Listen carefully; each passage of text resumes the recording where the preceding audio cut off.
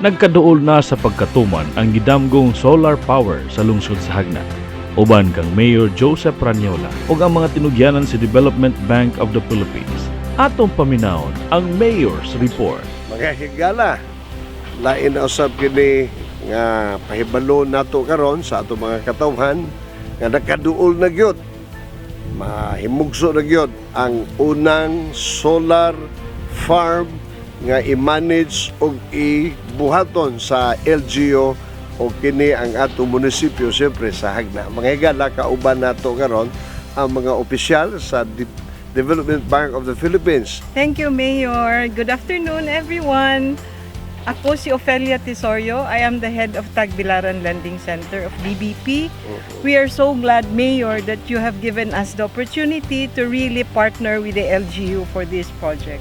And we are looking forward for other projects of the LGU. Good afternoon, everyone. I'm Arlene Dibone, Account Officer of DBP Tagbilaran Lending Center and currently handling the account of LGU Hagna Bohol for this project, the development of 2 megawatt solar power plant.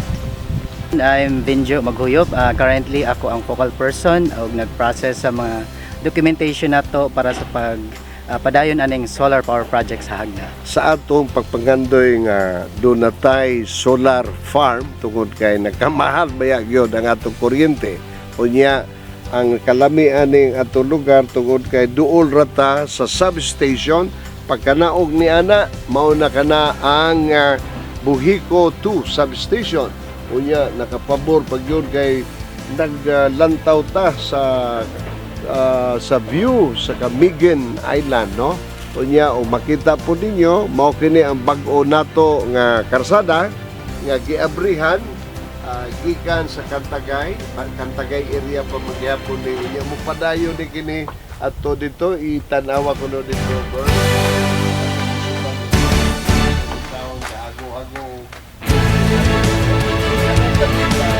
Nakita mao kato ang atong future LGU housing usab, no? Meanwhile, ang background yun ani mga agresibo maning taga DBP karon, grabe ang ilang pagpaningkamot nga makasabot ni sa LGU. Nagkausa ang among hunahuna mao hinungdan nga kining property karon akong gipakita nila as the financing group, no, to make this project talagang realize. Ipakita nato nga kining area hangtod pa dito. This is mga 5 hectares. Kining atong area karon nga 5 hectares ato sa unahon ang 2 hectares. Akong gisumbong nila nga kanang 3 hectares ato nang i-reserve sa mga hagnaanon nga gusto mo invest nga kauba ng LGU aron nga kitang tanan magtabang-tabang sa atong mga proyekto. It should be our pride na ang Hagna, LGU o mga hagnaanon nga gusto mo invest nga mo uli dire doon na may mga investment. I think ato ning istoryahon na anay mga initial nga interesado dito sa Manila. Ang grupo nila ni Attorney Pion Apalisok, si Mr. Piox Tadina, si Mr. Willie Bagsarsa, ug uban pa, no? So nang hinaot ko nga ang Cebu ug ang Davao, no, mo invest sila because truly this is something good for the town. Ang among gikinahanglan diri, ma'am, karon moabot lang ni siya umukuan lang o mga about 2 to 3 megawatt mo na nga ato sa lang giuna. But then tungod kay ang distribution Buhico man pod, so mayo og mo duble ang amo pong capacity. Tingali din mo dako po ang among syudad sa tabang ng DBP. Nakita mga higala ang atong future housing. Ako na pong ipakita, ningon sila nga kagwapo ko, no, mura na ko no tag syudad. Tingali ba yan, no? Tingali. Unya ato po o magkauyon sila po mutabang pag develop or pag-finance sa development. We are indeed very happy, no, that we were given the opportunity to really partner with the LGU. Rest assured that DBP, the Development Bank of the Philippines, will always be here, Mayor, to help the LGU develop not just an ordinary LGU municipality, but rather really looking forward to becoming a city soon. Galing. Not just later on, but rather soon. Soon, ha? Soon, yes, Mayor. Hagna City. Mura bang pleasing to our ears, ano? Medyo tumatawa na dahil magkaapo na yan pagkasyudad na ito. Anyway, Ma'am Arlene, ang ato karong mga papel kompleto na naman, no? O niya mudagan na dito sa kauluhan, hopefully ma-release na dayon, no? Ug uban pa video, no? Yes. Katong uban na to nga kikinahanglan from the BLGF ug unsa pang mga opisina. Si Binjo mga higala ang ato pong gitrain dinhi sa Hagna.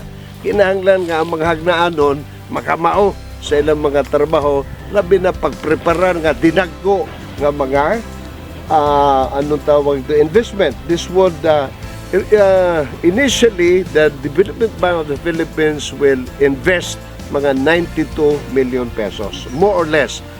So og ato ning ipadayon, this is something like another 150 million pa ang kinahanglan. So investors, you may come, but og di ninyo kaya, niingon ang DBP, kakayanin nila. So rush diha mo. Ug gano'n na maidisado. Your final words? Yes, Mayor, we can also help you perhaps create an equity venture Yes. like the one that they did in Cebu. Oo. So perhaps the LGU can look into that so that our investors, even the Hagnaanons from all over the world can actually get into investing the project. Indeed, what a wonderful opportunity, no? Benjo, as a young Hagnaanon, you should really do something para ang atong mga igsoon makauli umuhatag yun sa angay nilang pagabuhaton. Dili lang pagtabang sa atong lungsod, kundi paghimo og negosyong legal og eksakto nga mokita usab ang atong mga investors, no? Benjo, unsa may imong ikasulti be? Well, as challenging as it is, I'm very excited yun, nga ma-realize yun kayo sa dako yun hinabang or katabang sa ato ang lungsod, especially po sa itong province pohon.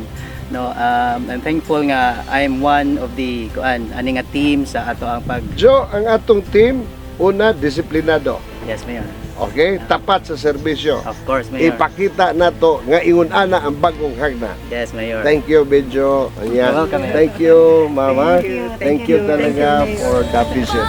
Thank you so much. Bye-bye.